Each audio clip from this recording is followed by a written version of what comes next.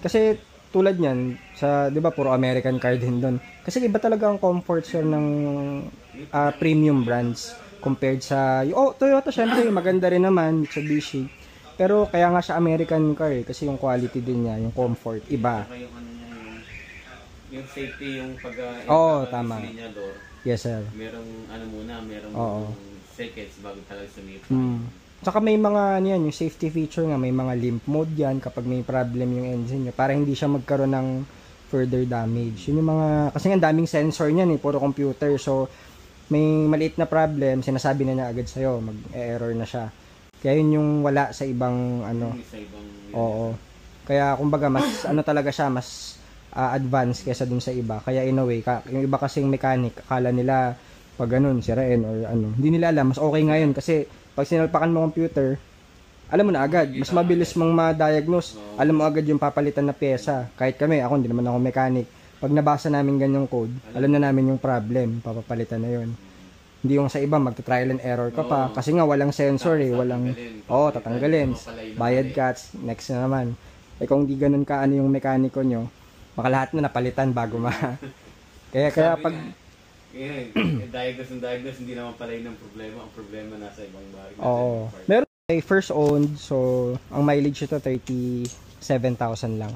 Low mileage siya. Naka-leather seats na, madumi lang sir, pero automatic din po yan. So yan, yung medyo malapit dun sa bracket nyo po, dun sa budget bracket nyo. Yan, tapos pwede yung open sir, bukas po yan. Yan, so medyo fresh dun yung unit niya, madumi lang po. 37 lang yung mileage niya. Automatic na rin, taka sedan po siya. So ito yung mga natitira naming sedan na malapit dun sa budget nyo. Yung mga ganyan na ayusin niya. Seat cover lang to sir. Seat cover lang. Opo. So, ano yan natatanggal? Pwede pong tanggalin kung gusto nyo. Pwede nyo ring i-as-is po yan na ganyan. Ito po yung original niya. Ayan. So malinis naman siya. Seat cover lang siya. Pwede po tanggalin yan.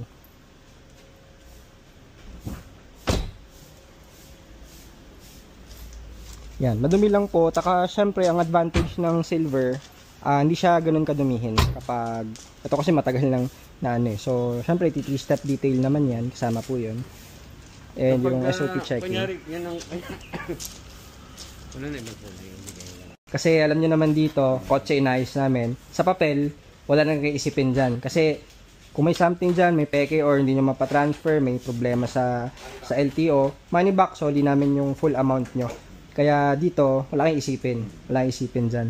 Kaya kanina, di ba, hindi nyo na nga chinek yung papers alam nyo naman yung transaction natin dito. Kaya pero ayun, for transparency, pakita na rin namin sa inyo. At least, na-explain ko sa inyo yung papers. Pero, kaso man kung ano yan, soli namin yun. Kung may problem sa paperwork. Kaya kami, HPG, LTO, lahat pinapa-verify namin. Kaya, ingat din kami lagi. Kasi syempre, dahil kami ang may alam sa mga ganyang paperworks. Kasi tulad nyo, as end user and buyer, hindi nyo naman kabisado yung paperworks Oo. Kaya tinatanong ko, kung pag-ahinarang, alin ba dyan ang ginahanap? Kaya sa amin, ini-insure namin na kumpleto lahat ng papel, legal lahat, para yung sa inyo, gagamitin nyo na lang.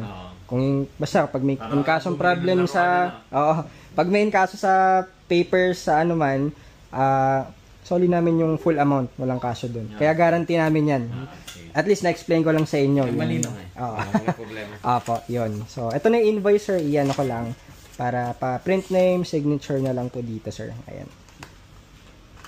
Saan ba dito? Dito po, print name, signature po. Yan. Isang copy po tayo. Sir Alvin.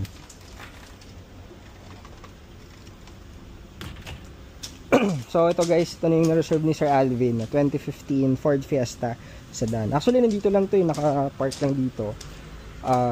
From Dammam si Sir, shout out sa mga taga Dammam, Saudi. So, ito yung automatic natin na sedan. Ito yung low mileage, 37,000 yung tinakbo. Napa-repaint na to, and ang next natin dito yung mga SOP, yung cooling system, pati yung mga transmission, and yun, mga gulong, check natin. Syempre yung battery, medyo madubi lang to kasi hindi namin nalalabas, nandito siya sa dulo So sold na to guys, 2015 na Ford Fiesta na sedan. Ito naman naka-pogi, madumi lang.